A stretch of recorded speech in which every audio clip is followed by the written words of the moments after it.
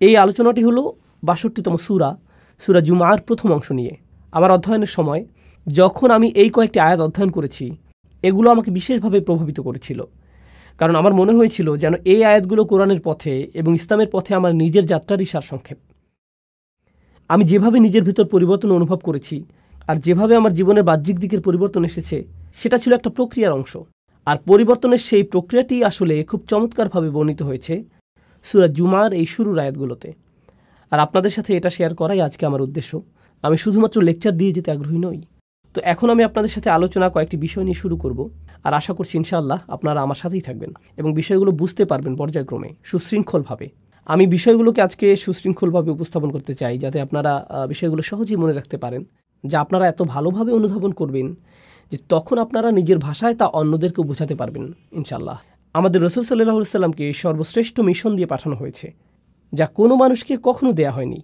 আর দ্বিতীয় আয়াতে সেই সম্পূর্ণ মিশনটির সারসংক্ষেপ করা হয়েছে 4টি কাজের মাধ্যমে। এগুলো হলো সেই 4টি কাজ যা রাসূল সাল্লাল্লাহু আলাইহি ওয়াসাল্লামকে করতে হয়েছিল, যে পরিবর্তন তিনি এনেছিলেন তার জন্য। আর এই আলোচনার শেষে সর্বশেষ যে আলোচনা আপনাদের সাথে করব তা হলো আমার এবং আপনার পরিবর্তনের ক্ষেত্রে আলোচিত এই সকল শিক্ষার ভূমিকা। নিজেকে পরিবর্তনের জন্য কোরআনে বর্ণিত এই 4টি পদক্ষেপ, যার আলোকে আমি আজকের আলোচনার নামকরণ করেছি। মূলত তাই থাকবে শেষের দিকে। কোরআন থেকে এই শিক্ষাগুলো আমরা শিখব এবং শেষে তা থেকে নির্যাস বের করে আমাদের নিজেদের জীবনে প্রয়োগ করব। তো আসুন শুরু করি সেই ভূমিকা দিয়ে। তো আসুন প্রথম আয়াতটি দিয়ে শুরু করা যাক। বিসমিল্লাহির রহমানির রহিম। ইউসাব্বিহু লিল্লাহি মা ফিস সামাওয়াতি ওয়া মা ফিল আরদিল মালিকিল কুদ্দুসিল আজিজিল হাকিম। আমি আপনাদের জন্য সরল অনুবাদ করছি। আকাশ এবং পৃথিবীর সব কিছু আল্লাহর পারফেকশন ঘোষণা করছে এবং তারা এটা করে যাবে। তিনি রাজা, পবিত্র, কর্তৃত্বের অধিকারী, বিজ্ঞ। এটা সরল অনুবাদ, যার মধ্যে আমি মনোযোগ দিব আল্লাহর এই 4টি নামের উপর। তারপর আমরা এগুলো নিয়ে কিছুটা বিস্তারিত আলোচনা করব। আরও একবার সরল অনুবাদ করি। আকাশের সব কিছু এবং পৃথিবীর সব কিছু ঘোষণা করে এবং ঘোষণা করতে থাকবে আল্লাহর পারফেকশন, যিনি রাজা, পবিত্র, কর্তৃত্বের অধিকারী, বিজ্ঞ। রাজা, পবিত্র, কর্তৃত্বের অধিকারী, বিজ্ঞ। তো আসুন এখন এই নামগুলোর প্রত্যেকটি নিয়ে কিছুটা আলোচনা করা যাক। আর আমি যেটা দিয়ে শুরু করতে চাই, এই বিষয়ে ইমাম ফখরুদ্দিন আল রাজির একটা পর্যবেক্ষণ দিয়ে, যিনি আল্লাহর এই 4টি নাম নিয়ে একসাথে চিন্তা করেছেন। আর তার মতে যে জিনিসটা এই 4টি নামকে একসাথে যুক্ত করেছে তা হলো প্রত্যেকটি নামই এর নিজস্ব ভঙ্গিতে আপনাকে আল্লাহর আরও কাছে নিয়ে যাবে। প্রত্যেকটি নামই আপনাকে আল্লাহর প্রতি আকৃষ্ট করে এবং আপনাকে আল্লাহর সান্নিধ্যে রেখে দেয়। ফখরুদ্দিন আল রাজি এটা বর্ণনা করেছেন। আমি তার ব্যাখ্যা থেকে কিছু উদ্ধৃতি উল্লেখ করছি। আল্লাহর গুণবাচক নাম রাজা বিষয়ে আমি তার ব্যাখ্যা দিয়ে শুরু করছি। أن العظيم لا ينصرف عن مجلس من كان عنده إلا عند انفضاد مجلسه أو إذانه بانصرافهم। যখন আপনি মহিমান্বিত কারো সান্নিধ্যে থাকেন, এই ক্ষেত্রে একজন রাজার সান্নিধ্য, এটা অশোভনীয় যে আপনি সেখান থেকে হঠাৎ করে বের হয়ে আসবেন। আপনাকে রাজকীয় সান্নিধ্যের সম্মান দেওয়া হয়েছে। আপনি আমন্ত্রিত হয়েছেন কোনো প্রাসাদে। তখন আপনি কোনো রেস্টুরেন্ট বা ট্রেন স্টেশন অথবা সিনেমা হলে বসে নেই যে আপনি উঠে চলে আসলেন। যেহেতু আপনি একজন রাজার সান্নিধ্যে রয়েছেন, আপনাকে যথাযথ শিষ্টাচার এবং নিয়মকানুন মেনে চলতে হবে। আমার নিজের এই বিষয়ে কিছুটা অভিজ্ঞতা আছে। আমার সুযোগ হয়েছে কয়েকজন প্রেসিডেন্ট এবং কয়েকটি দেশের রাজপরিবারের সদস্যদের সাথে সাক্ষাৎ করার। আপনি তাদের সাথে সাক্ষাৎ করার আগে সবসময় একটা প্রোটোকল টিম থাকে। তারা বলে দেয়, এভাবে আপনি প্রেসিডেন্টের সাথে দেখা করবেন, এভাবে আপনি রাজাকে সম্ভাষণ জানাবেন, এখানে আপনি বসবেন, প্রথমে এটা করবেন, তারপর সেটা করবেন। কথোপকথনের মাঝখানে আপনি ফোন হাতে নিয়ে এভাবে কথা বলতে পারবেন না। এক্সকিউজ মি, রাজা, আমাকে একটা ফোন রিসিভ করতে হবে। না, এটা সম্ভব না। আল রাজি যা বোঝাতে চাচ্ছেন তা হলো আপনি হতবাক হয়ে যান এই ভেবে যে আপনি আল্লাহর রাজকীয় সান্নিধ্যে আছেন এবং আপনি সেই মহিমান্বিত সান্নিধ্য থেকে দূরে চলে আসতে বিব্রত এবং লজ্জিত বোধ করবেন। আপনি এতটা সম্মানিত বোধ করছেন যে সেখানে আপনি পৌঁছাতে পেরেছেন। কেন আপনি চাইবেন সেই নৈকট্য ছেড়ে আসতে? আপনার মন চাইবে না সেই নৈকট্য ত্যাগ করতে। তো আল্লাহর এই প্রথম নামটি আপনাকে সেই রাজকীয় নৈকট্যের প্রতি আকৃষ্ট করে এবং সেখানে থাকতে অনুপ্রাণিত করে। আল্লাহর দ্বিতীয় নামটি আল কুদ্দুস, যার সরল অনুবাদ আমি করেছি পবিত্র। আল রাজি এ বিষয়ে বলছেন, আল মুনাজ্জাহু আনিন নুকস ওয়া হুয়া ইউরগাবু ফি হাদরাতিহি। এটা বোঝায় এমন ব্যক্তিকে যিনি সকল ত্রুটি থেকে মুক্ত। আর যেহেতু সেই ব্যক্তি ত্রুটি থেকে মুক্ত, সে হয় পরিশুদ্ধ, খাঁটি চরিত্রের অধিকারী। সবাই এই ধরনের সত্তার সান্নিধ্য কামনা করে। আরও সহজ করে বলছি, মানুষ বিশুদ্ধ চরিত্র পছন্দ করে।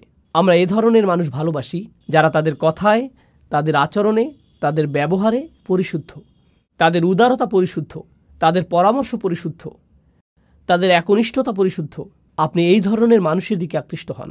সত্যবাদী মানুষ, সৎ মানুষ, স্বচ্ছ চরিত্রের মানুষ, এই ধরনের মানুষের চারপাশে আপনি থাকতে চান। মানবজাতির স্বভাবগতভাবেই সত্যবাদিতা, পরিচ্ছন্নতা এবং বিশুদ্ধ চরিত্রের দিকে আকৃষ্ট হয়। বাহ্যিক দিক থেকেও আপনি যদি কোনো দূষিত এলাকায় বসবাস করেন, যেখানে রয়েছে ধুলাবালি এবং এ জাতীয় জিনিস, মানুষ সেটা থেকে কোথায় চলে আসতে চায়? প্রাকৃতিক পরিবেশে, যেখানে তারা তাজা হাওয়ার শ্বাস নিতে পারবে, যেখানে তারা বিশুদ্ধ পানি পান করতে পারবে। বিশুদ্ধতা এমন একটা বিষয় যা মানুষকে যেমন আকৃষ্ট করে মানসিক দৃষ্টিকোণ থেকে, শারীরিক দিক থেকেও আমরা বিশুদ্ধতা এবং পরিচ্ছন্নতার প্রতি আকৃষ্ট হই। আমরা ময়লা ও অপরিচ্ছন্নতা থেকে দূরে থাকতে চাই। এটা মানব প্রবৃত্তি যা আল্লাহ আমাদের মধ্যে দিয়েছেন। তো আপনি যখন আল্লাহর পরিচয় পান, চূড়ান্ত পবিত্র পরিশুদ্ধ সত্তা হিসেবে তার সান্নিধ্য আপনাকে পরিশুদ্ধ করতে থাকে, তখন আপনি আপনার ভিতরে পরিবর্তন লক্ষ্য করেন। আর এই অবস্থায় আপনি সেই সান্নিধ্য ত্যাগ করতে চান না। তো এই পর্যন্ত বলেছি আল্লাহর দুইটি নাম, দ্রুত রিভিশন দিচ্ছি। রাজা, এটি ছিল প্রথম নাম, এবং পবিত্র, এটি ছিল দ্বিতীয় নাম। আল্লাহর তৃতীয় নামটি হলো কর্তৃত্বের অধিকারী, আল আজিজ। يعتز الملتفون حوله فمفارقتهم حضرته تفريط في العزة. আমি নামগুলোকে সহজ রাখার চেষ্টা করছি যাতে আপনারা শব্দগুলো মনে রাখতে পারেন। নামগুলো হলো রাজা, পবিত্র, কর্তৃত্বের অধিকারী, বিজ্ঞ। এখন আমরা কর্তৃত্বের অধিকারী নামটিতে আছি। তো আসুন আরবি ভাষা অনুযায়ী আল আজিজ শব্দটি নিয়ে কিছুটা আলোচনা করি। এর মধ্যে আসলে দুইটি অর্থ অন্তর্ভুক্ত। এর একটি অর্থ হলো কর্তৃত্ব, যা আমি ইতিমধ্যে অনুবাদ করেছি, কিন্তু এর অর্থের মধ্যে সম্মান এবং মর্যাদা অন্তর্ভুক্ত। আর আপনি যদি এই দুইটি অর্থকে মিলিত করেন, তখন আল আজিজ যে ধারণাটি প্রদান করে তা হলো এমন কর্তৃত্ব যিনি সম্মানেরও যোগ্য। এটা গুরুত্বপূর্ণ একটা স্বতন্ত্র বৈশিষ্ট্য, কারণ এমন মানুষ আছে যাদের কর্তৃত্ব আছে কিন্তু তাদের কোনো সম্মান নেই। এমন এলাকা আছে যেখানে পুলিশের যথেষ্ট কর্তৃত্ব আছে কিন্তু এলাকার মানুষ তাদেরকে সম্মান করে না। এমন মানুষ থাকতে পারে যার সম্মান আছে, একজন শিক্ষক, কিন্তু তার কোনো কর্তৃত্ব নেই। এরকমও ঘটতে পারে। কিন্তু আল আজিজ হলেন এমন সত্তা যার কর্তৃত্ব আছে এবং তিনি একই সাথে সম্মানিত। আল রাজি বলেছেন কেন এই নামটি আকর্ষণকারী। তার মতে এই সবগুলো নামই কোনো না কোনোভাবে আকর্ষণ সৃষ্টিকারী, তাই না? এগুলো আপনাকে আল্লাহর নিকটবর্তী করে। তিনি বলেন এই গুণটিও রাজার মতো। একজন সম্মানিত এবং কর্তৃত্বের অধিকারী ব্যক্তি আপনাকে আমন্ত্রণ জানিয়েছেন, তার নৈকট্য লাভ করেছেন। আপনি সেই নৈকট্য ছেড়ে আসলে তিনি অসম্মানিত হবেন না, বরং আপনি নিজে অসম্মানিত হবেন। আপনি সেই সম্মান থেকে বঞ্চিত হবেন। আপনি আমন্ত্রণ পেয়েছেন সম্মানিত কোনো ব্যক্তির পক্ষ থেকে, আপনি আমন্ত্রণ পেয়েছেন কর্তৃত্বের অধিকারী কোনো ব্যক্তির কাছ থেকে। তো আপনার তার প্রতি আনুগত্য প্রদর্শন করা, সেখানে গিয়ে অবস্থান করার অর্থ হলো আপনার নিজেকে সম্মানিত করা। তো মানুষ আসলে সম্মানিত হতে পারে আল আজিজের সান্নিধ্য পাওয়ার মাধ্যমে। আর সব শেষে আমি দ্রুত আলোচনা করছি এই লিস্টের শেষ নামটি, আল মালিক, আল কুদ্দুস, আল আজিজ এবং সবশেষে আল হাকিম। রাজা, পবিত্র, কর্তৃত্বের অধিকারী এবং সবশেষে বিজ্ঞ। إذا فارق أحد حضرته فاته في كل آن شيء من الحكمة. চমৎকার কথা। যখন আপনি কোনো বিজ্ঞ ব্যক্তির সান্নিধ্যে থাকেন, তার কাছ থেকে বিজ্ঞতা অর্জন করতে যে কয়টি মুহূর্ত আপনি মিস করেন তাই আপনার জন্য ক্ষতি। প্রতিটা মুহূর্তকে আপনি কাজে লাগাতে চান। আমার এই ধরনের অভিজ্ঞতা আছে, যা হয়তো আপনারও আছে। খুব কম সংখ্যক মানুষই আছে যারা প্রকৃত বিজ্ঞতার উৎস। আর আপনার নিকটে যদি তেমন বিজ্ঞ ব্যক্তি থাকে, আপনি নিশ্চয়ই জানেন যে সবাই সেই ব্যক্তির সান্নিধ্য পেতে চায়। তেমন ব্যক্তির নিরবিচ্ছিন্ন মনোযোগ পাওয়া সহজ নয়। আর যদি আপনি তা পান, আপনি চেষ্টা করেন প্রতিটা মুহূর্তকে কাজে লাগাতে, যাতে তার কাছ থেকে পাওয়া সবটুকু বিজ্ঞতাকে ধারণ করতে পারেন। পৃথিবীর বিভিন্ন প্রান্তে কিছু কিছু শিক্ষক আছেন যাদেরকে আমি অনুসরণ করি। আমি ভ্রমণ করে তাদের কাছে যাই, যেখানে গিয়ে কোনো লেকচার দেওয়ার জন্য না, আমি ভ্রমণ করি তাদের সাথে সাক্ষাৎ করার জন্য। আর যদি তারা আমাকে 1 ঘন্টা সময় দেন, যদি 20 মিনিটও দেন, তার জন্য আমি কৃতজ্ঞ। কারণ আমার জন্য সেই 20 মিনিট বেশি মূল্যবান আমি নিজে 5-6 ঘন্টা অধ্যয়ন করার চেয়ে। আমার জন্য সেই বিজ্ঞতাটুকু অমূল্য, সেই সাক্ষাৎটা আমার জন্য অমূল্য। তো বিজ্ঞ ব্যক্তির নৈকট্যে প্রতিটা মুহূর্তই মূল্যবান, এবং এটা এমন ঘনিষ্ঠ অন্তরঙ্গ সম্পর্ক কোনো শিক্ষক অথবা বয়স্ক কারো সাথে, যিনি আপনাকে তত্ত্বাবধান করেন, ভালোবাসেন এবং এর মাধ্যমে আপনি বিজ্ঞতা অর্জন করতে পারেন। তো এই হলো আল্লাহর 4টি নাম যা এই আয়াতের মধ্যে বর্ণিত হয়েছে: রাজা, পবিত্র, কর্তৃত্বের অধিকারী এবং বিজ্ঞ। এটা ছিল ইমাম রাজির চিন্তা, এবং কিভাবে তিনি নামগুলোকে বিশ্লেষণ করেছিলেন তার বর্ণনা। আমি তার এই বিশ্লেষণের সাথে আমার কিছু চিন্তা যোগ করতে চাই। আমি আপনাদের সাথে যা শেয়ার করতে চাই তা হলো আল্লাহর এই নামগুলোকে আরও সাজানো যায়। 4টি নামকে 2 জোড়ায় ভাগ করা যায়। আর সেই 2টি জোড়া হলো, প্রথম এবং তৃতীয় নাম দুটি একরকম, আবার দ্বিতীয় এবং চতুর্থ নাম দুটির মধ্যে মিল রয়েছে। 1 এবং 3, 2 এবং 4। আসুন নাম্বারগুলোর স্থানে নাম বসাই। রাজা এবং কর্তৃত্বের মধ্যে মিল আছে, আর পবিত্র এবং বিজ্ঞতার মধ্যে মিল আছে। তো আসুন এই সম্পর্কে আলোচনা করি। আপনারা অনেকেই হয়তো বুঝতে পারছেন রাজা এবং কর্তৃত্বের মধ্যে মিল কী থাকতে পারে। একজন রাজাই কর্তৃত্বের অধিকারী, আর একজন আদর্শ রাজা সম্মানিত। এই দুইটি নামের মধ্যে আরও অনেক মিল আছে। তারা উভয় দাবি করে আনুগত্যের, তাদের উভয়কেই সম্মান করতে হয়, তাদের আদেশ পালন করতে হয়, আপনাকে স্বীকার করতে হবে তাদের অবস্থান উপরে এখানে, আর আপনি নিচে এখানে। একজন রাজার অবস্থানও অন্য সবার ঊর্ধ্বে। তিনি রাজা আর আপনি একজন প্রজা। আপনার অবস্থান নিচে এখানে। আল্লাহর এই নামগুলো আমার উপর তার কি প্রভাব ফেলে? আমার উপর তাদের প্রভাব হলো তারা আমাকে আল্লাহর প্রতি অনুগত বানায়, বাধ্যগত বানায়, আল্লাহর সামনে বিনয়ী বানায়। তারা আমাকে আল্লাহর ভয়ে ভীত বানায়, তারা আমাকে আতঙ্কিত করে, তারা আমাকে আল্লাহর শক্তিমত্তা এবং মহত্বের স্মরণে অভিভূত বানায় এবং আমার ক্ষুদ্রতা প্রকাশ করে। এটাই এই নামগুলো প্রকাশ করে। কোন দুইটি নাম? আল মালিক এবং আল আজিজ। এগুলো আল্লাহর মহত্ব প্রকাশ করে এবং এর ফলে আমি হয়ে যাই ক্ষুদ্র এবং তুচ্ছ, আমি হয়ে যাই দাস, আমি হয়ে যাই বিনীত এই দুইটি নামের সামনে। কিন্তু আপনি যদি অন্য দুইটি নাম দেখেন, আল কুদ্দুস, আল হাকিম, পবিত্র এবং বিজ্ঞ, প্রথম দুইটি নামের মতো পবিত্রতা, পরিশুদ্ধি দূর থেকে অনুভব করা সম্ভব নয়। পবিত্রতা এবং পরিশুদ্ধি বোঝা যায় যখন আপনি কারো কাছে যান, আপনি দেখতে পান তাদের আচরণ। আবার বিজ্ঞতা হলো এমন জিনিস যখন কেউ একজন আপনার কাঁধে হাত রেখে আপনাকে উপদেশ দান করে, যিনি আপনার অবস্থা উপলব্ধি করেন। আল হাকিম নিয়ে চিন্তা করলে কুরআনে বর্ণিত লোকমান আলাইহিসসালামের একটি ঘটনা আমার মনে পড়ে। লুকমান আলাইহিসসালাম ভালোবাসাপূর্ণভাবে তার ছেলেকে উপদেশ দিয়েছেন। আল্লাহ বলছেন, ওয়ালাকাদ আতাইনা লুকমান আল হিকমাহ, আমি লোকমানকে দিয়েছি বিজ্ঞতা। এরপর তিনি সেই বিজ্ঞতার একটা অংশ তার ছেলেকে দিচ্ছেন। সেই অন্তরঙ্গ, ঘনিষ্ঠ, ভালোবাসাপূর্ণ সম্পর্ক বিজ্ঞতা প্রদানেরই একটা অংশ। আপনি দূর থেকে বিজ্ঞতা অর্জন করতে পারবেন না। আপনাকে কারো সাথে সম্পর্ক তৈরি করতে হবে যাতে তিনি আপনার অবস্থার সাথে সম্পর্কিত উপদেশ প্রদান করতে পারেন। অন্য নামটি আল কুদ্দুস, পরিশুদ্ধ সঙ্গ, পবিত্র সঙ্গ, এমন সঙ্গ যার উপস্থিতিতে আপনি ভালো অনুভব করেন, আপনি প্রশান্তি অনুভব করেন। আমার কাছে আল কুদ্দুস এবং আল হাকিমকে এভাবেও সম্পর্কিত মনে হয়, যখন আপনি পরিশুদ্ধ কারো সান্নিধ্যে থাকেন তখন আপনার হৃদয় পরিশুদ্ধ হতে শুরু করে। আর আপনি যখন বিজ্ঞ কোনো ব্যক্তির সান্নিধ্যে থাকেন তখন তার বিজ্ঞতা দ্বারা আপনার মন পরিশুদ্ধ হতে শুরু করে। তো হৃদয় এবং মন পবিত্র হয় আল কুদ্দুস এবং আল হাকিম দ্বারা। তো দুইটি নাম হলো দূরত্ব সূচক, রাজকীয়, মহিমান্বিত, এমনকি ভয় সৃষ্টিকারী। আর অন্য দুইটি নাম নৈকট্য সূচক, বন্ধুত্বপূর্ণ, তারা আপনাকে কাছে টানে। এটা থেকে মনে হয় যেন এই নামগুলো বোঝায় দূরে কাছে, বারে বারে দূরে রাখা এবং কাছে টানার প্রক্রিয়া চলছে। আমার এবং আল্লাহর মধ্যে সম্পর্কের ক্ষেত্রে এই নামগুলোর যে বিপরীতধর্মী প্রতিক্রিয়া তা আসলে খুবই চমৎকারভাবে কোরআনে বর্ণিত হয়েছে। আর আল্লাহর সাথে আমার সম্পর্কের ক্ষেত্রে এই উভয় অবস্থাই দরকারি। প্রথমে আমি আপনাদেরকে এর একটা উদাহরণ দিতে চাই। এক্ষেত্রে আমার প্রিয় উদাহরণটি হলো মূসা আলাইহিসসালামের উদাহরণ। যখন তিনি আগুন দেখতে পেলেন, তিনি ছিলেন তার পরিবারের সাথে, আর তখন তিনি পাহাড়ের উপর আগুন দেখতে পেলেন। তিনি তার পরিবারকে বললেন, তোমরা এখানে থাকো, আমি আগুন দেখতে পেয়েছি, সম্ভবত আমরা সেখান থেকে পথ চলার নির্দেশনা পাব। তিনি বুঝতেই পারেননি যে উপরে গিয়ে তিনি আল্লাহর সাথে কথা বলবেন। যখন তিনি সেখানে গেলেন তখন প্রথম অনুভূতি কী ছিল? আল্লাহ বলেছেন, ইয়া মূসা ইন্নী আনা রব্বুক ফাখলা'আন আলাইক। মূসা, নিঃসন্দেহে আমি তোমার প্রভু, অতএব জুতা খুলে প্রবেশ করো। ইন্নাকা বিল ওয়াদিল মুকাদ্দাসি তুয়া, নিঃসন্দেহে তুমি পবিত্র তুয়া উপত্যকায় আছো। তিনি ভয় পেয়ে গেলেন।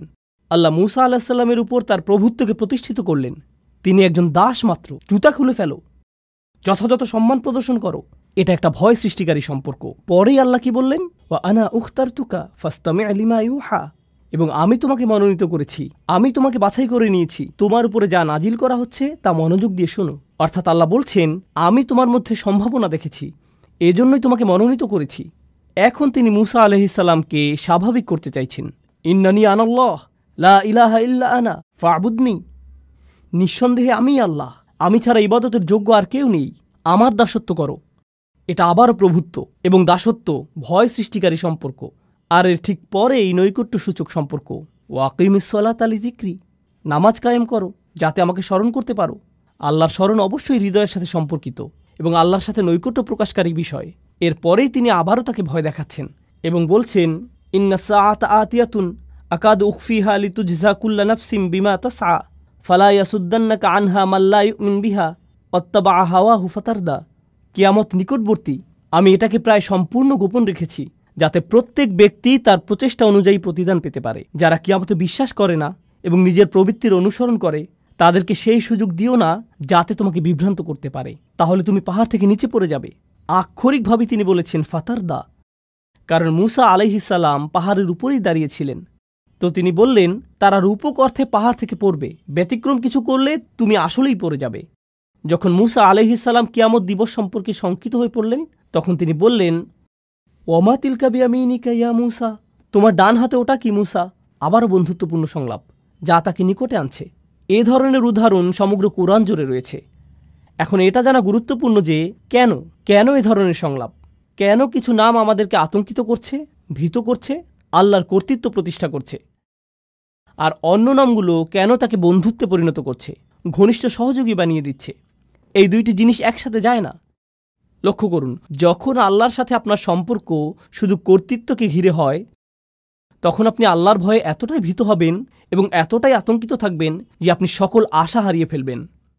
যদি আল্লাহর সাথে আপনার শুধুই বন্ধুত্ব এবং ভালোবাসার সম্পর্ক হয়, তখন আপনি বলবেন আল্লাহ আমাকে ভালোবাসেন, তিনি আমার প্রকৃত অবস্থা জানেন, আমি তাকে ভালোবাসি, তিনি আমার সবচেয়ে ভালো বন্ধু, ইত্যাদি ইত্যাদি। আপনি জানেন বন্ধুদের মাঝে কি হয়?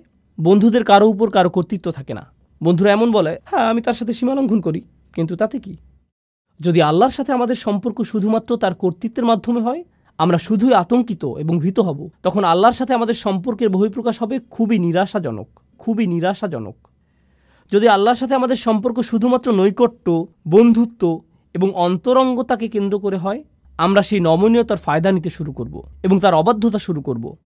আল্লাহ এই দুইটি জিনিসের মধ্যে ভারসাম্য রক্ষা করেছেন, যেমন তিনি ভয় এবং আশার মধ্যে ভারসাম্য রক্ষা করেছেন, কর্তৃত্ব এবং নৈকট্যের ক্ষেত্রেও একইভাবে ভারসাম্য রক্ষা করেছেন। আর সেই ভারসাম্যটি এত চমৎকারভাবে উপস্থাপিত হয়েছে আল মালিক, আল কুদ্দুস, আল আজিজ, আল হাকিম, রাজা, পবিত্র, কর্তৃত্বের অধিকারী, বিজ্ঞ, কাছে এবং দূরে, বারে বারে। সুবহানাল্লাহ। তো এখন আমরা প্রস্তুত। আমি আপনাদেরকে এই চারটি নামের পরিচয় দিয়েছি: রাজা, পবিত্র, কর্তৃত্বের অধিকারী এবং বিজ্ঞ। এখন আমি আপনাদের সাথে আলোচনার দ্বিতীয় অংশটি শুরু করতে চাই, যা হলো রসুল সাল্লাল্লাহু আলাইহি সাল্লামের সম্পর্কে যে চারটি কাজ আল্লাহ তাকে দিয়েছেন। আমি প্রথমে আপনাদের সাথে আয়াতটি পেশ করছি, আর তারপর আমরা এ বিষয়ে কিছুটা বিস্তারিত আলোচনা করব। প্রথমে আমি সরল অনুবাদ উল্লেখ করব। হুয়াল্লাযী বাআসা ফিল উম্মিয়িনা রাসূলাম মিনহুম ইয়াতলু আলাইহিম আয়াতিহি ওয়া ইউযাক্কিহিম ওয়া ইউআল্লিমুহুমুল কিতাবা ওয়াল হিকমাতা ওয়া ইন কানু মিন ক্বাবলু লাফি যালালিম মুবিন। তিনি সেই সত্তা যিনি নিরক্ষরদের মাঝে তাদের মধ্য থেকে একজন রসুল মনোনীত করেছেন। মিনহুম ইয়াতলু আলাইহিম আয়াতিহি, যিনি তাদের কাছে তাঁর আয়াত, তাঁর ওহী, তাঁর মুজিজা বর্ণনা করেন। ওয়া ইউযাক্কিহিম, এবং তিনি তাদেরকে পরিশুদ্ধ করেন। ওয়া ইউআল্লিমুহুমুল কিতাব, আর তিনি তাদেরকে শিক্ষা দেন। এখানে বলা হয়েছে বই, কিন্তু বই শব্দটি দিয়ে আইন কানুনও বোঝানো হয়। কোরআনে অনেক স্থানে কিতাব শব্দটি আইন শব্দে ব্যবহৃত হয়েছে। তো তিনি তাদেরকে আইন কানুন শিক্ষা দেন, ওয়াল হিকমা, এবং বিজ্ঞতা শিক্ষা দেন। আবারও আমি অনুবাদটি সারমর্ম নিজের ভাষায় বলছি।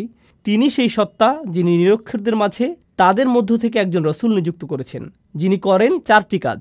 আর তা হলো, তিনি তাদের কাছে তার আয়াতসমূহ বর্ণনা করেন অথবা মুজিজাসমূহ তাদের কাছে উপস্থাপন করেন, তিনি তাদেরকে পরিশুদ্ধ করেন, তিনি তাদেরকে শিক্ষা দেন আইন কানুন এবং বিজ্ঞতা। ওয়া ইন কানু মিন ক্বাবলু লাফি যালালিম মুবিন, অর্থাৎ যদিও অনেক আগে থেকেই তারা স্পষ্ট বিভ্রান্তিতে ডুবে ছিল, এই লোকগুলো পথভ্রষ্ট ছিল। অনেক শতাব্দী ধরে মিথ্যা উপাস্যদের ইবাদত করা, মূর্তি পূজা করার কারণে তারা ভ্রান্তির মধ্যে ছিল। তো এটাই হলো আয়াতটির সরল অনুবাদ। আবারও বলছি, এখানে চারটি কাজের কথা এসেছে। রসুল সাল্লাল্লাহু আলাইহি সাল্লাম তাদের কাছে আয়াতসমূহ বর্ণনা করেন, পরিশুদ্ধ করেন, তিনি তাদেরকে আইন কানুন শিখান এবং তিনি তাদেরকে বিজ্ঞতা শিখান। এই চারটি কাজ ভালোভাবে বোঝার জন্য প্রথম যে জিনিসটা আপনাদের সাথে শেয়ার করতে চাই তা হলো, অন্য সকল নবীর তুলনায় রসুল সাল্লাল্লাহু আলাইহি সাল্লাম অনন্য দায়িত্বের বোঝা বহন করেছেন। শেষ নবী হওয়ার অর্থ শুধুমাত্র এই না যে তার অবস্থান তালিকার শেষে, এর অর্থ তার বোঝাটি ছিল সবচেয়ে ভারী। মানবতাকে পথ দেখাতে আর কোনো নবী আসবেন না। তো তাকে যে দায়িত্ব দেয়া হয়েছিল এবং তার যা করণীয় ছিল, সেই 23 বছর সময়ে তা শুধুমাত্র তার সরাসরি শ্রোতাদের পরিবর্তনের জন্যই ছিল না, বরং তাকে যা দেয়া হয়েছিল তা অবিরামভাবে মানবজাতিকে সংশোধন করে যাবে কিয়ামত পর্যন্ত। যেভাবে সকল নবী মানবতাকে পরিশুদ্ধ করে গেছেন, আগে যে কাজ সকল নবীরা করে গেছেন, এখন তা পালন করতে হবে এই একজন নবীর দ্বারা, তাদের সবার জন্য। কিয়ামত পর্যন্ত যত জাতি আসবে, যত প্রজন্ম আসবে, যত সমাজ আসবে, কিয়ামত পর্যন্ত যত জাতি আসবে, এই বোঝাটি আমাদের রাসূল সাল্লাল্লাহু আলাইহি সাল্লামকে বহন করতে হয়েছিল। আর এই সব কিছুর উপর নবীদেরকে দেয়া হতো চমকপ্রদ সব মুজিজা, সমাজে পরিবর্তন সাধন করার জন্য, মানুষকে সঠিক পথে আনার জন্য, যেমন মুসা আলাইহিস সালাম এবং তার লাঠির ঘটনা। কিন্তু আমাদের নবীকে শুধু কোরআনই দেয়া হয়েছিল, তাকে অন্য কিছু দেয়া হয়নি। এই 4টি কাজের ধারাবাহিকতা এবং সৌন্দর্য বিস্তারিত বোঝার জন্য আমি এই আলোচনা শুরু করতে চাই একটি উপমার মাধ্যমে। আর আমার মনে হয় এই উপমাটির মধ্যে আয়াতের মূল বিষয়গুলো চলে আসবে। অনেক আগের অনুন্নত এক গ্রামের কথা কল্পনা করুন, যাতে তেমন একটা সভ্যতার ছোঁয়া লাগেনি। যারা সেখানে বসবাস করে তাদের তেমন কোনো আইন কানুন এবং অবকাঠামোও ছিল না। আর তারা একদিন একটি বাহিনীকে আসতে দেখল, যেখানে ছিল সুসজ্জিত ঘোড়া, পোশাক পরিহিত সৈনিক, তাদের সাথে রাজদূতও এসেছেন। আর সেই রাজদূতের দেহে এমন সব পোশাক যা তারা আগে দেখেনি কখনো।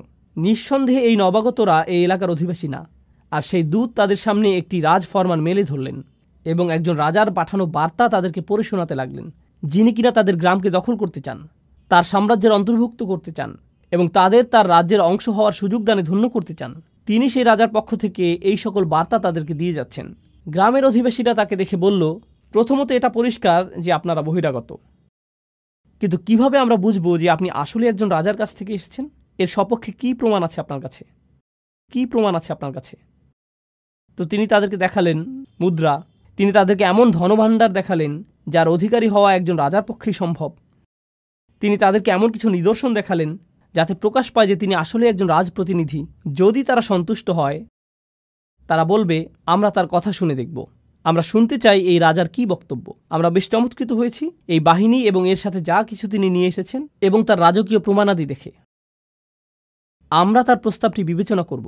এখন আপনি যদি সেই বাহিনীর সাথে গিয়ে রাজার সাথে সাক্ষাৎ করতে যান, তাহলে আপনাকে সবচেয়ে সুন্দর পোশাকটি পরিধান করতে হবে, আপনাকে রাজদরবারের রীতিনীতি মেনে চলতে হবে, আপনাকে নিজেকে পরিশুদ্ধ করতে হবে, আপনাকে নিজেকে পরিচ্ছন্ন করতে হবে। আয়াতে আমরা যা শিখছি তার সাথে মিলাতে থাকুন।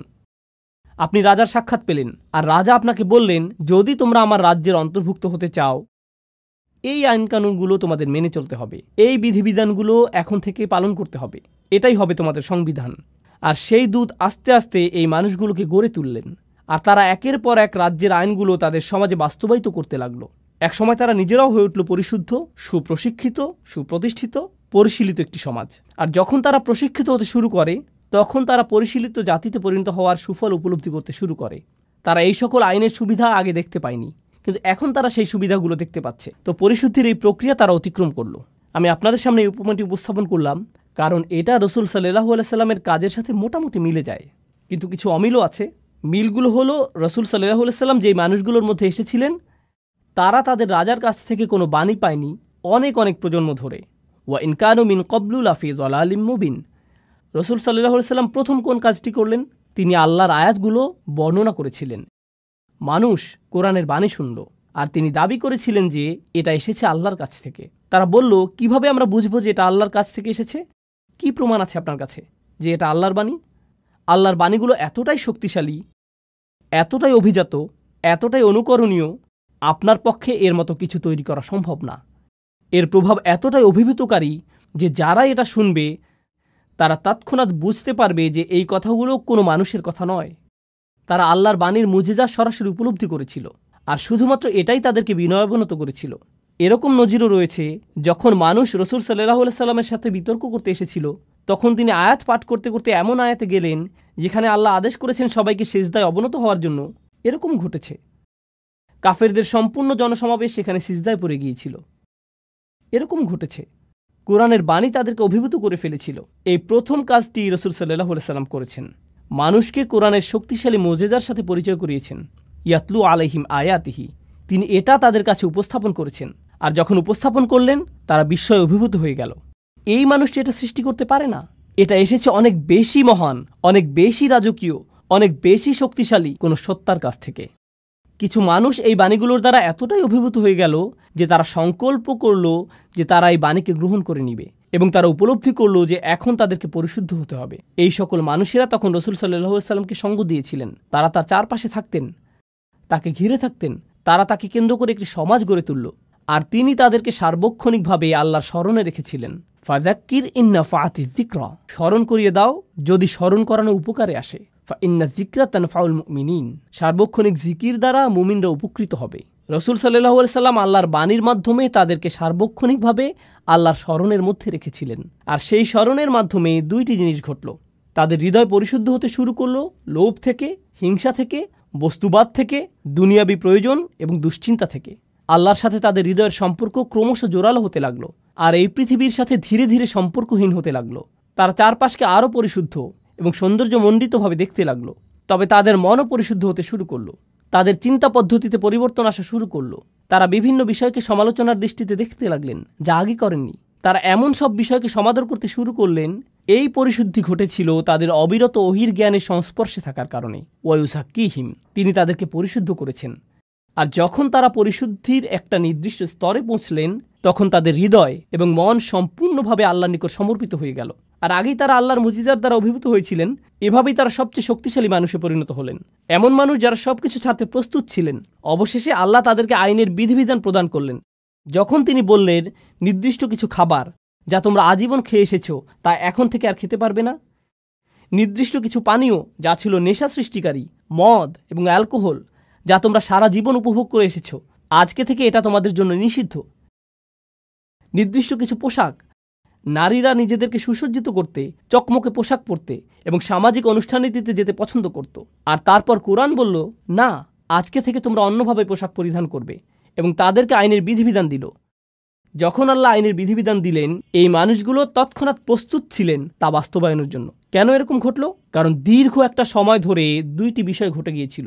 ইয়াতলু আলাইহিম আয়াতিহি, তারা অভিভূত হয়েছিল আল্লাহর মুজিজার দ্বারা, তারা আল্লাহর বাণীর কাছে বিনয়াবনত হয়েছিল, এবং অবিরত তারা কোরআনের স্মরণ দ্বারা পরিশুদ্ধ হয়েছিলেন।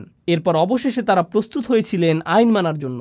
এই বিষয়ে হযরত আয়েশা রাদিয়াল্লাহু তাআলা আনহার উক্তিটি স্মরণীয় হয়ে থাকবে, লাউ আউয়ালা মা নাযালা মিনাল কুরআন লা তাশরবুল খামার লাকুল্লা আল্লাহি লান নাতরুকাল খামারা আবাদা। তিনি বলেছেন, কুরআন নাজিলের প্রথমেই যদি বলা হতো যে মদ পান করো না, তাহলে আমরা বলতাম আমরা কখনোই মদ ছাড়ব না, আমরা কখনোই এটা ত্যাগ করতাম না, কারণ তখন আমরা পরিশুদ্ধ হইনি। এটাই তিনি বোঝাতে চেয়েছেন। এখানে ওয়ায়ু আল্লিমহুমুল কিতাব, অর্থাৎ তিনি তাদেরকে কিতাব শিক্ষা দেন। এই অংশটি খুবই শক্তিশালী একটা বিষয় যা আমাদেরকে অনুধাবন করা জরুরি। তো এখানে ইয়াতলু আলাইহিম আয়াতিহি ওয়ায়ু আল্লিমহুমুল কিতাব, অর্থাৎ তিনি তাদেরকে কিতাব শিক্ষা দেন, এই অংশটি খুবই শক্তিশালী একটা বিষয় যা আমাদেরকে অনুধাবন করা জরুরি।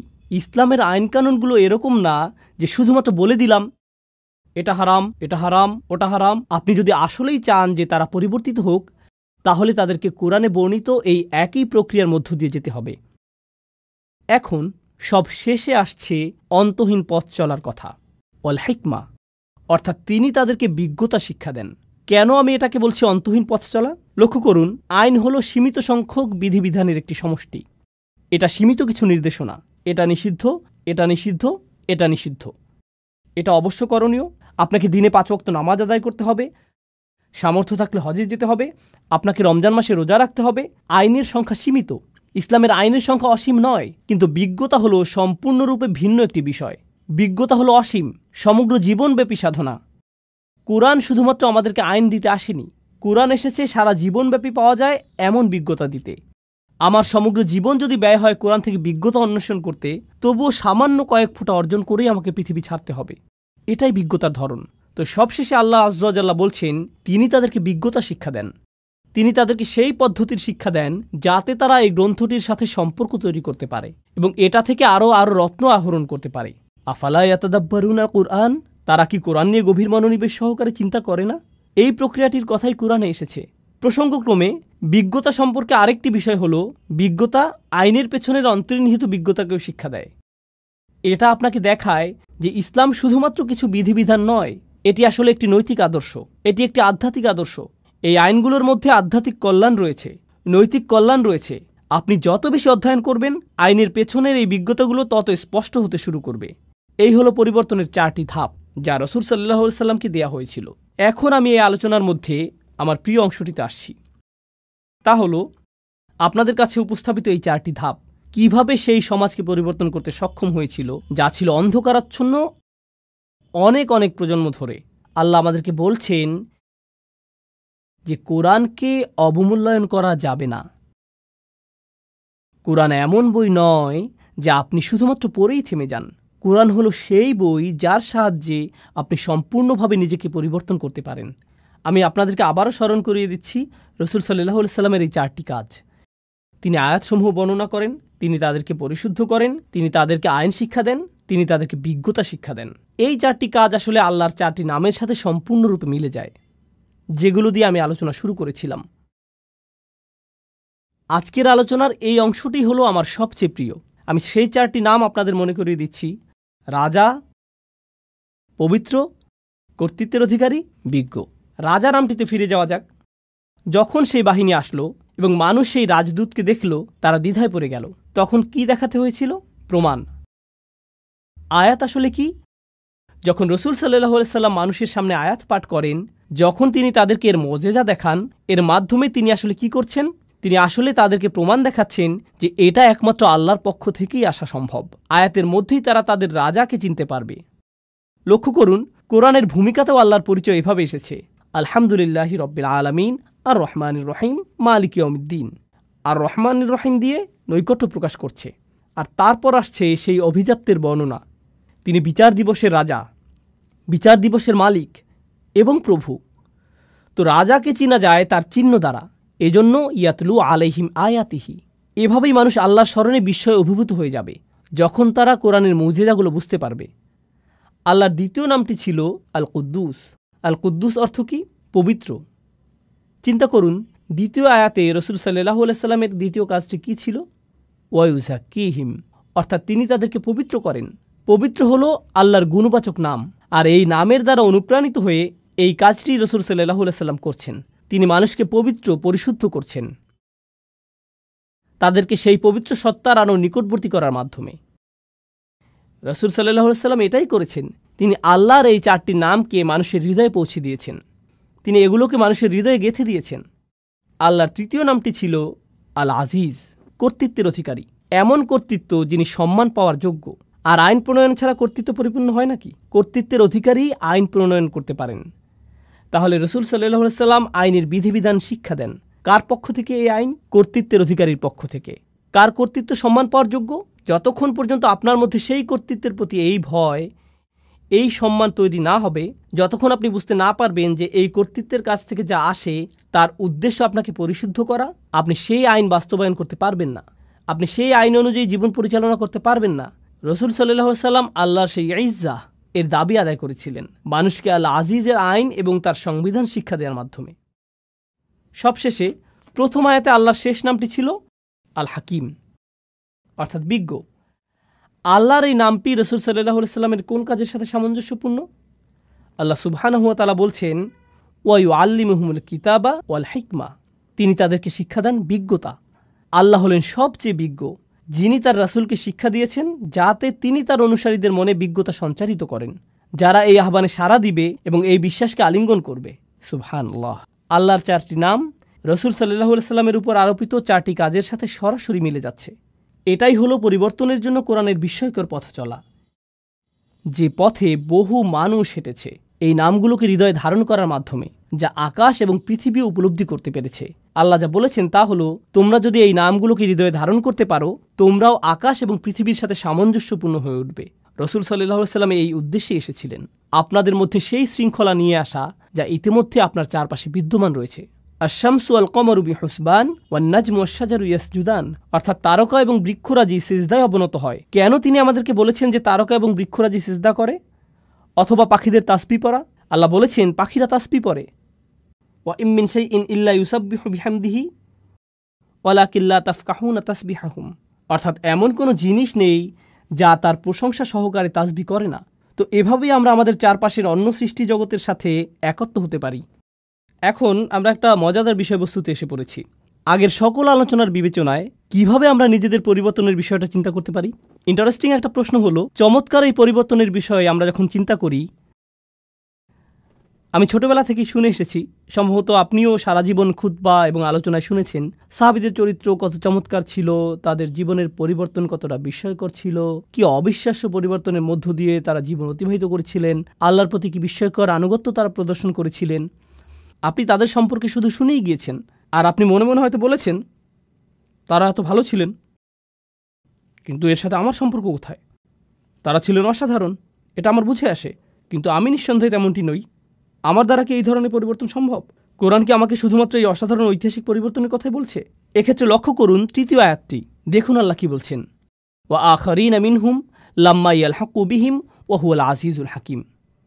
অর্থাৎ তারা ছাড়াও অন্যরা, যারা হয়তো আরব না, আর এর দ্বারা পরবর্তী প্রজন্ম বোঝাতে পারে, যারা এখনও তাদের সাথে মিলিত হয়নি। তৃতীয় আয়াতে এটাই বলছে যে তারা ছাড়াও অন্যরা, যারা এখনও তাদের সাথে এক হয়নি। ওয়া হুয়াল আজিজুল হাকিম, অর্থাৎ তিনি হলেন সকল কর্তৃত্বের অধিকারী। এর দ্বারা আল্লাহ বলছেন আধ্যাত্মিক ও নৈতিক এই বিপ্লবটি শুধুমাত্র এমন কিছু মানুষের মধ্যে সীমাবদ্ধ নয় যারা রাসূল সাল্লাল্লাহু আলাইহি সাল্লামের সাহচর্য পেয়েছেন, বরং এটা এমন একটা বিষয় যার ধারাবাহিকতা অব্যাহত থাকবে, কারণ তিনি হলেন সর্বশেষ রাসূল। অন্যরা এখনও তাদের সাথে যোগ দেয়নি, তারা কখনোই তাদের রাসূলের সাক্ষাৎ পায়নি, কিন্তু তারা কোরআনের সাক্ষাৎ পাবে। তারা কখনোই সাহাবীদের সাক্ষাৎ পায়নি, কিন্তু তারা একই ধরনের পরিবর্তনের সাক্ষাৎ পাবে। তারা আসছে। এটা শোনার পর রাসূল সাল্লাল্লাহু আলাইহি সাল্লামের সাহাবীরাও চিন্তা করেছিলেন, অন্যরা? এই অন্যরা কারা? মানহা উলা। তারা বলেছেন, কুন্না জুলুসা ইনদান নবী সাল্লাল্লাহু আলাইহি সাল্লাম, অর্থাৎ আমরা রাসূল সাল্লাল্লাহু আলাইহি সাল্লামের সান্নিধ্যে বসেছিলাম। নাযালাত আলাইহি সূরাতুল জুমআ, সূরা জুমআ নাজিল হলো। এই সূরাটি নাজিল হলো, আর যখন তিনি তিলাওয়াত করতে শুরু করলেন, তিনি পড়লেন, ওয়া আখারিনা মিনহুম লাম্মা ইয়ালহাকু বিহিম, অন্যরা এখনও তাদের সাথে মিলিত হয়নি। যখন তারা এই আয়াতটি শুনলেন, তারা বললেন, এরা কারা? তখন রাসূল সাল্লাল্লাহু আলাইহি সাল্লাম তাকালেন সালমান আল ফারসির দিকে। তিনি দেখালেন সালমান আল ফারসির দিকে। এরপরে কি ঘটেছিল তা বলার আগে আসুন সালমান ফারসি সম্পর্কে কিছুটা জেনে নেওয়া যাক। যারা জানেন না তাদের জন্য বলছি, তার নামের অর্থ হল পারস্যবাসী সালমান। নাম থেকে বোঝা যায় তিনি কোন এলাকার। তিনি পারস্য বা ইরানের মানুষ। তিনি জন্মেছিলেন এবং বেড়ে উঠেছিলেন অগ্নিপূজক পুরোহিত একটি পরিবারে। তার পরিবার ছিল অগ্নিপূজারীদের ধর্মীয় গুরু শ্রেণীর। তিনি তার ধর্মকে অস্বীকার করেছিলেন। এটা তার কাছে যুক্তিসঙ্গত মনে হয়নি। তিনি একমাত্র সত্য সৃষ্টিকর্তার সন্ধান করছিলেন, আর তার এই বিশ্বাসের জন্য তিনি অত্যাচারিত, কারাবন্দী এবং নির্যাতিত হয়েছিলেন। তার পরিবারের জন্য তিনি লজ্জার কারণে পরিণত হয়েছিলেন। তিনি বন্দিদশা থেকে মুক্ত হলেন, পালিয়ে গেলেন সত্যের সন্ধানে। এরপর একজন খ্রিস্টান পাদ্রীর সাক্ষাৎ পেলেন, তার শিষ্যত্ব গ্রহণ করলেন, যিনি তাকে শিক্ষা দিয়েছিলেন পূর্ববর্তী আসমানি গ্রন্থসমূহ, তাওরাত, হিব্রু বাইবেল। আরও শিক্ষা দেন ঈসা আলাইহিস সালামের শিক্ষাগুলো। তাকে শিক্ষা দেন সর্বশেষ নবীর আবির্ভাবের লক্ষণসমূহ, যিনি আসবেন মদিনাতে। তো সালমান আল ফারসি বললেন, আমাকে সেখানে যেতে হবে। সর্বশেষ নবীর সাক্ষাৎ পাওয়ার জন্য আমি সেখানে যেতে চাই। তো তিনি রওনা দিলেন এবং ডাকাতের হাতে পড়ে দাস হিসেবে বিক্রি হয়ে গেলেন। দাস হিসেবে মদিনাতেই তাকে নিয়ে আসা হলো। দাস হিসেবে থেকেই সেখানে রাসূল সাল্লাল্লাহু আলাইহি সাল্লামের আগমনের অপেক্ষা করছিলেন। আর যখন রাসূল সাল্লাল্লাহু আলাইহি সাল্লাম হিজরত করে মদিনায় আসলেন, তিনি নিজেকে উপস্থাপন করলেন এবং বললেন, আমি এভাবে এখানে এসেছি। আমি আপনার সাক্ষাতের প্রত্যাশায় এখানে এসেছি। ফিরে আসছি আমাদের আলোচনায়। উনি ছিলেন ইরানের অধিবাসী, যিনি এমন পরিবেশে ছিলেন যার ইসলামের সাথে কোনো সম্পর্ক ছিল না, কোনো দাওয়াত, কোনো প্রচারণা ছিল না। তিনি নিজে সত্যের অনুসন্ধান করেছিলেন এবং রাসূল সাল্লাল্লাহু আলাইহি সাল্লামের সান্নিধ্য লাভে ধন্য হয়েছিলেন। ইনি সেই ব্যক্তি। সাহাবীরা রাসূল সাল্লাল্লাহু আলাইহি সাল্লামকে প্রশ্ন করলেন, অন্যরা এখনও তাদের সাথে মিলিত হয়নি, এরা কারা? তিনি সালমান আল ফারসির দিকে ইশারা করলেন। তারপর বললেন, লাউ কানা ঈমানু ইনদা সুরাইয়া, ঈমান যদি বৃহস্পতি গ্রহের মতো দূরবর্তী স্থানেও থাকত, লানালাহু রিজালুম মিন হাউলা, তার মতো মানুষেরা ঈমানের জন্য সেখানেও পৌঁছে যেত। এমন মানুষ আছে যারা অনুসন্ধানে রত থাকবে। তারা পৃথিবীর যেখানেই থাকুক না কেন, ইসলাম থেকে যত দূরেই তারা থাকুক, হয়তো লা ইলাহা ইল্লাল্লাহ সম্পর্কে তাদের কোনো ধারণা নেই, হয়তো আরবি ভাষা অথবা মুসলিম সমাজ জীবন সম্পর্কে তাদের কোনো ধারণাই নেই, হয়তো তাদের কিছুই জানা নেই, তারা জানে না কোরআন কি, আর এই সকল মানুষই আল্লাহকে খুঁজে পাবেন। রাসূল সাল্লাল্লাহু আলাইহি সাল্লাম বললেন, এরাই সেই সব মানুষ যাদের সম্পর্কে আল্লাহ বলেছেন এই আয়াতে। অন্য কথায় এই পরিবর্তন প্রথম প্রজন্ম পর্যন্ত সীমাবদ্ধ থাকেনি, এটা চলমান রয়েছে। সালমান আল ফারসির দিকে ইঙ্গিত করার মাধ্যমে রাসূল সাল্লাল্লাহু আলাইহি সাল্লাম আসলে আমাদের সকলের প্রতি ইঙ্গিত করেছেন। তিনি আমাদেরকে বলে গেছেন যে এই পরিবর্তন আপনার আমার দ্বারা অসম্ভব। তো আমাদেরকে বুঝতে হবে পরিবর্তনের সেই পথের সাথে সম্পৃক্ত হওয়ার প্রকৃত অর্থ কী।